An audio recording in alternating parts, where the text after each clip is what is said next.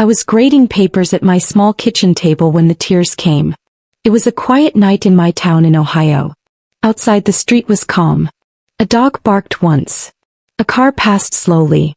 The neighbor's porch light glowed a soft yellow. Everything looked peaceful. But my chest felt tight, like a hand was pressing down on my heart. My name is Claire Morgan. I am 32 years old. I teach English at the high school 3 blocks away. People think I am steady. They say I am patient, kind, and good at my work. They say my room feels safe. I smile when they say that. Thank them. Then I go home and sit in the dim light with a pile of essays and a cup of cold tea and a truth I do not want. I tell myself I am fine. I tell myself I am just tired. I tell myself this feeling will pass if I keep busy. School starts at 7:45. First period reads a poem. Second period writes a paragraph. I walk the rows. I fix commas. I nod. I keep my voice smooth. I make it through the day. This is my lie, that nothing is wrong inside me. But I know what I feel and I know I should not feel it.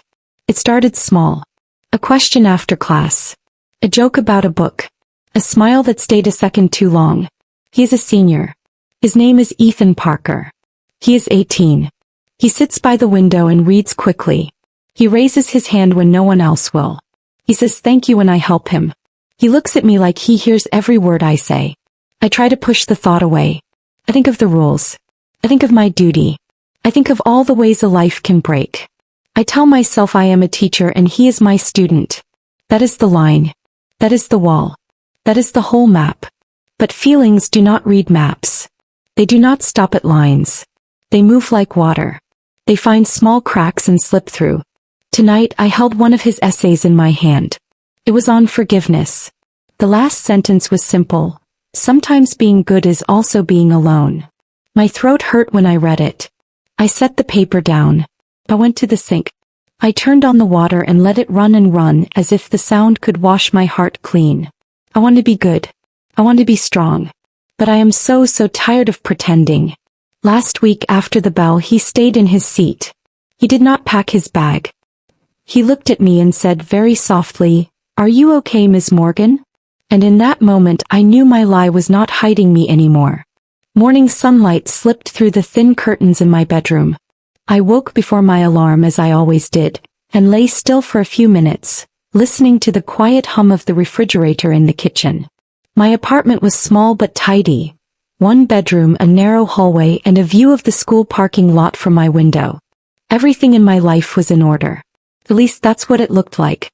I dressed in my usual neat clothes, a soft cardigan over a plain blouse, comfortable shoes, and walked the short distance to school.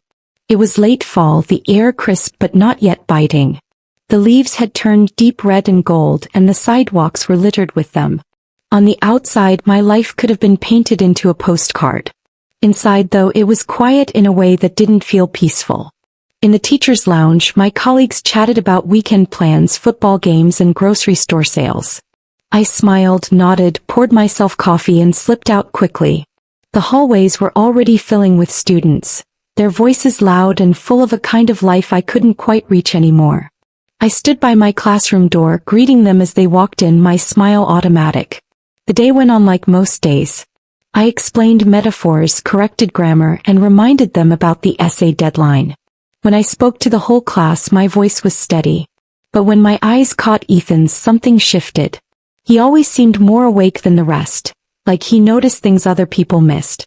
After class he lingered again. He had a habit of asking questions just as the room was emptying. This time it was about a book we were reading. "Do you think people can really change or do they just hide who they are better?" he asked, his tone thoughtful. I paused before answering. "I think some people change, but most just learn how to keep their secrets." His gaze lingered on me a moment as if he was reading between my words.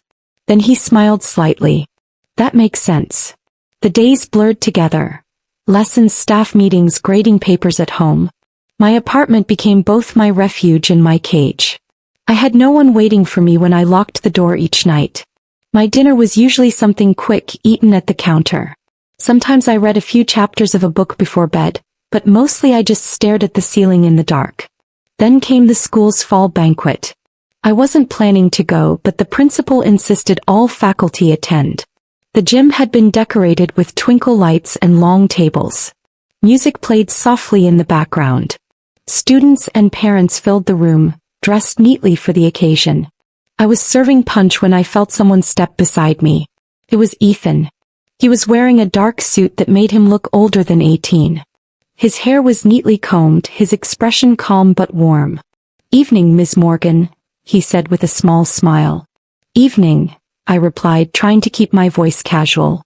He glanced around before leaning in slightly. "You look nice tonight." It was an innocent compliment, but my heart reacted like it was something more. I thanked him quickly and turned back to the table. Later, when the speeches ended, I saw him standing alone near the back wall. I walked over, thinking I'd make small talk before leaving. "Don't you have friends here?" I asked. He shrugged. "Not really. You're the only person here who really sees me." The words landed heavier than I expected. I wanted to ask what he meant, but he was called away by one of his classmates before I could speak. Still, his voice stayed in my mind all night. By Monday, I had convinced myself it was just teenage exaggeration, that I was overthinking. But in class, when he handed me his homework, his fingers brushed mine just enough to make my pulse jump. His eyes held mine for a moment too long, and I looked away quickly. I kept telling myself it was nothing. But I knew I was lying. One evening, while grading, I picked up his jacket from the back of a chair. He'd left it behind after practice. I was about to set it aside when something slipped out of the pocket. A folded piece of paper. I shouldn't have opened it. But I did. It was a page torn from his notebook. On it, in his neat handwriting, was a single line. "Sometimes the person you're not supposed to love is the one you can't stop thinking about." I froze. My hands shook so badly I nearly dropped it. I told myself it could be about anyone. A girl his age. A crush at another school. But deep down I knew I was lying again, and the walls of my careful life had just cracked a little more. He made me dinner. I said thank you. Then I found something in his jacket, and my hands started shaking. The note in Ethan's jacket kept me awake for 3 nights. I told myself it was none of my business. I told myself he was just a teenager, writing down dramatic thoughts. But my heart didn't believe my mind. Every time I closed my eyes, I saw that sentence written in his careful handwriting, and it felt like it was meant for me. On the 4th night, I was sitting on the couch with the note in my hand when my fingers brushed against a book on the coffee table. It wasn't mine. It was the one Ethan had lent me last week. The Great Gatsby. He had said, "It's my favorite. I think you'll understand why." When I picked it up, a faint smell of cedar hit me. My chest tightened. That scent wasn't Ethan's. It belonged to someone else. Someone I thought I'd left far behind. Mark. Mark had loved that same cologne. I used to find it on my sweaters, my pillow, the inside of my car. We met when I was 22 in my last year of college. He was my professor. It was a class on American literature, and he had this way of speaking like the world was a secret you had to read slowly to understand. I thought he saw something in me no one else had. I was shy, unsure of my future, and he seemed steady, brilliant, safe. We married a year later. I thought that would be the start of my life. My real life. But the reality was different. Mark was charming to everyone but cold when it was just us. Our dinners were silent. He spent long hours at his office. I found excuses for his distance. I told myself he was tired. I told myself I was too needy. The truth came out when I found a scarf in his car. It wasn't mine. And the way he didn't even try to explain told me everything. I should have left then. But I didn't. I stayed for 3 more years, convincing myself that marriage was about patience and forgiveness. All it really was loneliness in the same room as another person. When I finally walked away, I swore I would never let my heart be taken so easily again. I poured myself into teaching. I worked late. I joined book clubs, volunteered for extra duties, kept my life full so I wouldn't notice the emptiness. And then Ethan arrived in my classroom. The first time he stayed after school to talk, I thought nothing of it. But as weeks passed, his presence began to feel dangerous. Not because of anything he did, but because of the way he made me remember who I was before Mark. The way he looked at me with that open, unguarded gaze. The way he made the air in the room shift when he walked in. Last Thursday he handed me the Gatsby book and said, "It's about wanting something you can't have, right?" I froze because that was exactly how I used to describe my marriage to Mark. Except what I wanted back then wasn't an object or a dream. It was my husband's love and I never got it. I nodded and said, "Sometimes wanting can be the most dangerous thing." He tilted his head, studying me. Dangerous for who? I didn't answer. I couldn't. Later that night I opened the book and saw underlined sentences in pencil. Some were about longing. Some about silence. But one near the end had my breath catching in my throat. You can't repeat the past. Why, of course you can. I closed the book quickly. My hands shook. Because for the first time in years, I realized my past wasn't as buried as I thought. And Ethan was starting to dig it up without even knowing. I sat in my quiet apartment staring at the book, remembering the way Mark had once looked at me in a crowded lecture hall.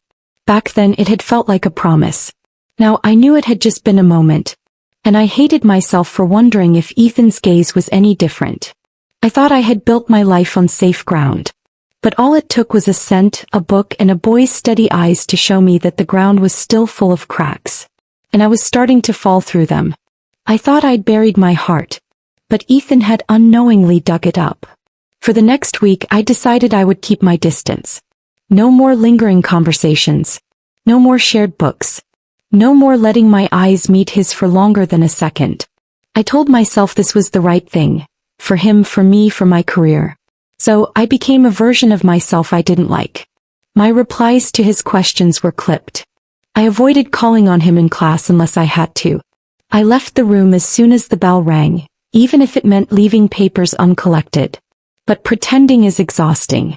By Thursday I felt like I was walking around in a tight dress that didn't fit, pulling it seams no one else could see. In the middle of third period as I explained a grammar point I caught his eyes on me. Curious, questioning. My stomach knotted. I looked away too quickly and stumbled over my words. After class I escaped to the teacher's lounge and poured myself coffee I didn't even want. Jenny, my closest colleague, walked in and gave me a look. "You okay?" she asked, leaning on the counter. "I'm fine," I said, the lie coming too easily. She didn't believe me. You're not yourself lately. You're quieter. And I saw you practically sprint out of your own classroom just now. I tried to smile. Just tired. Jenny hesitated. "Claire, you know I'm your friend, right?" I nodded, still looking down at my cup. She lowered her voice. "Whatever's going on, be careful. Especially if it's with someone who could get you hurt." The words stung because they felt too close to the truth. "I appreciate the concern," I said softly before walking out. That afternoon Ethan stayed after class again. I'd been stacking books when he came up to my desk. "Why are you avoiding me?" he asked. His tone wasn't angry, it was hurt. I froze, still holding the stack of books. "I'm not." "Yes you are," he said, stepping closer. "Did I do something wrong?" I set the books down slowly. "No, Ethan. You didn't. This is complicated." His eyes searched mine. "Complicated for who?" I swallowed hard. "For me. For both of us." He was quiet for a long moment. Then very gently he said, "You don't have to be afraid of me." That was when my hands started to shake. Because it wasn't him I was afraid of, it was myself. That night I sat on my bed with my phone in my hand staring at our school email app. I almost typed a message to him. Something about boundaries, about keeping things professional. But every sentence I wrote sounded cold, like I was pushing him away not because it was right but because I was scared. I deleted it. 2 days later I broke without meaning to. It was a Saturday morning. I went to the farmer's market downtown, a small ritual I did alone. I was looking at fresh flowers when I heard someone say my name. "Miss Morgan." I turned and there he was, Ethan, holding a paper cup of coffee. He was in jeans and a gray sweatshirt, his hair slightly messy. He looked so young but also not. "You shop here too?" he asked, smiling. I nodded. "Sometimes." For a moment we just stood there, surrounded by people moving past us. Then he said, "I was thinking about what you said. About it being complicated." I opened my mouth to stop him but he continued. "I don't care. I like talking to you. I like the way you make me feel. Like I matter. I should have walked away. I should have said something firm, professional. Instead I stood there feeling the walls I'd built crumble in broad daylight. I'm your teacher, I said, my voice barely above a whisper. And in a few months, he replied, I won't be. That night Jenny called me. She'd seen me at the market with Ethan. Claire, she said gently, you looked different. Like someone carrying a love that wasn't yours to carry. I didn't answer her. My throat was too tight. Because she was right. And that was the moment I knew I couldn't pretend anymore. She said I looked like someone carrying a love that wasn't mine. That's when I stopped pretending. I waited until the end of the week to do it. Every day the thought circled my mind like a slow, heavy bird. You have to talk to him. You have to end this. I didn't want to. But I also couldn't stand in this half place anymore. Somewhere between teacher and something else. It was Friday evening when I finally asked him to meet me. I chose a small cafe on the edge of town, one that stayed quiet after dark. The kind of place where no one knew us. He arrived wearing that same gray sweatshirt from the market. His hair was damp as if he'd just showered. He smiled when he saw me, but it was softer than usual, like he already sensed something was wrong. We sat at a corner table. I wrapped my hands around my cup even though the coffee was too hot to drink. For a long time neither of us spoke. Finally I said, Ethan, we can't keep talking like this. His eyes didn't move from mine. Like what? Like friends who are more than friends. Like, I stopped because the next words hurt too much. Like people who could be together someday. We can't. Wrong. It's not fair to you. He leaned forward slightly. You think I don't know the rules? I'm not a kid, Claire. The sound of my name on his lips made my chest ache. You're 18. You have your whole life ahead of you. You should be falling in love with someone your age. Someone who doesn't have to hide. He shook his head. I don't want someone else. I want you. I closed my eyes for a moment. I've been where you are. I've loved someone I shouldn't have. I've built my whole life around it only to end up with nothing but emptiness. I can't let you do that to yourself. I won't. He was quiet for a long time. Then he said, I'd wait for you. No matter how long. My throat burned. That's not the point. The point is, you deserve a life without secrets and shame. You deserve someone who can stand next to you in the open, not hide in the shadows. He stared at me, his jaw tight. So that's it? You just walk away. Tears blurred my vision. I'm not walking away because I don't care. I'm walking away because I do. For a moment he didn't move. Then he nodded slowly like he'd already known this would happen. I already knew, he said softly. From the way you looked at me sometimes, like you wanted to hold on but you were already letting go. I swallowed hard. I'm sorry. We both sat there in the heavy quiet. No blame. No shouting. Just sorrow. When I finally stood to leave he didn't follow. I made it to the door before he spoke again. Claire. I turned. He gave a small, sad smile. Thank you for not lying one last time. I didn't answer. I just pushed the door open and stepped into the cold night air. My hands were trembling as I walked to my car. I didn't look back. I left. And as I closed the door he said, Thank you for not lying one last time. 2 years have passed since that night. Sometimes it feels like a lifetime ago. Other times I hear his voice in my memory and it feels like I just stepped out of that cafe yesterday. I still live in the same town but I no longer teach at the high school. After that year I transferred to a community college an hour away. It was partly for a fresh start, partly to make sure I wouldn't run into him in the hallways by accident. My apartment is the same, small, tidy, quiet. But the quiet feels different now. Back then it was the sound of loneliness. Now it's the sound of peace. I've had to learn to build piece by piece. I've taken up morning walks. I keep a journal, not every day but when I feel the heaviness creeping back in. I've made new friends, mostly other faculty members who like to meet for coffee after class. There are days when I laugh, days when I notice the way the sunlight hits the leaves, days when I feel, oh. But healing is not a straight line. Sometimes at the market I catch myself scanning faces without realizing it, looking for someone I know won't be there. In the library if I see a copy of The Great Gatsby, I feel that old pinch in my chest. I've learned not to fight it. Grief, even for something you never fully had, comes in waves. Last week, while reorganizing my bookshelf, I found it, the same copy of The Great Gatsby Ethan had given me.